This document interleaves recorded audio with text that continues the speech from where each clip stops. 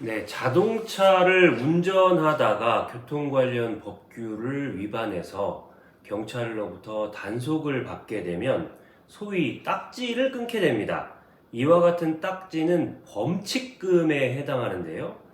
이와 같은 범칙금은 과태료와는 조금 다른 개념입니다. 이 단속 카메라와 같은 데를 통해서 속도 위반을 하거나 이런 경우에 또 과태료 통지를 받게 되는 것과는 구분해야 되는 개념입니다. 과태료는 행정법상의 제재 조치라고 볼 수 있는데요. 범칙금의 경우에는 일단 납부할 의무를 부과하고 납부하지 않으면 형사 절차가 진행된다는 점에서 형사처벌에 조금 더 가까운 개념입니다. 범칙금 납부 통고를 받게 되면 일단 원칙적으로 10일 이내에 납부해야 합니다. 10일이 초과되면 다시 20일 이내에 20%를 가산한 금액을 납부해야 되고요. 20일 이내에 납부 기간도 지키지 않게 되면 형사 절차에 해당하는 즉결 심판에 처해지게 됩니다. 즉결 심판은 간이한 절차이기는 하지만 형사 재판을 받게 된다는 뜻입니다. 따라서 원칙적으로 즉결 심판을 받게 되면 당사자가 직접 재판에 가서 판결을 받아야 되는 것입니다.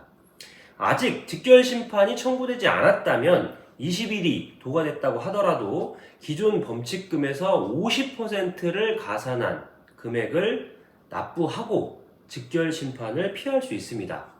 즉결 심판에 들어가서 선고를 받게 되면 더 이상 범칙금이 아니라 형사 처벌에 해당하는 벌금형의 판결을 받을 수 있습니다. 원칙적으로 즉결 심판은 앞서 말씀드린 것처럼 법원에 직접 출석을 해야 하지만 직접 출석하지 않는다고 하더라도 관련 서류만을 가지고 재판이 이루어지고 자신의 방어권을 행사하지 못한 채 판결을 받게 될 수도 있습니다. 만약 유죄의 선고를 받고 이에 불복하고자 하는 경우에는 7일 이내에 정식 재판을 청구할 수 있습니다.